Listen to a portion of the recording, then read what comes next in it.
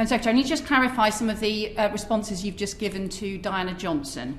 Your officials on the 7th of September said PHE advice is that dormitories are not suitable. PHE also told your officials in September, quote, I don't know how dormitories can be COVID compliant.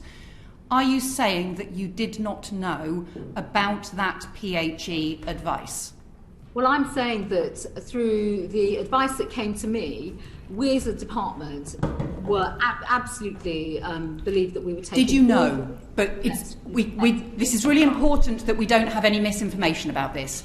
Did you know that PHE were saying, I don't know how dormitories can be compliant, and were advising that dormitories are not suitable? Did you, as the Home Secretary responsible for the key decisions on this issue, did you know about that advice, yes or no? Well, look, I think we do have to step back and look at the range. No, I think we need an answer about the answers that you've given us. The answers that you have given to Diana Johnson implied that you did not know what the PHE advice was. That is really serious, because you need to be given the best, proper and full advice. So can you confirm, did you know about that PHE advice, yes or no? Well, the advice that was given was based on PHE. I mean, I'll come back to the point. PHE, public health bodies, do not certify standards. They give advice on the standards to which we had to operate.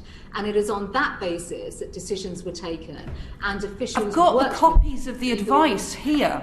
It says, PHE advice is that dormitories are not suitable. That is from an email from your officials on the 7th of September. There's also a further document that was sent to your officials in which PHE say, I don't know how dormitories can be COVID compliant. The court that looked at all of these details concluded the bottom line is that the arrangements at the barracks were contrary to the advice of PHE.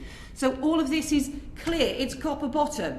The question is whether or not you knew about it, yes or no? Well, I can't. Well, obviously, I did not see emails that went to officials, and I can only make decisions based on the advice that comes to me. And that advice, clearly this is a difference between certifying standards, but the advice that came to me was based on the guidelines or the approach that we should be taking in terms of stepping up our facilities, making changes, and the steps that should be taken to make dormitory accommodation as safe as possible.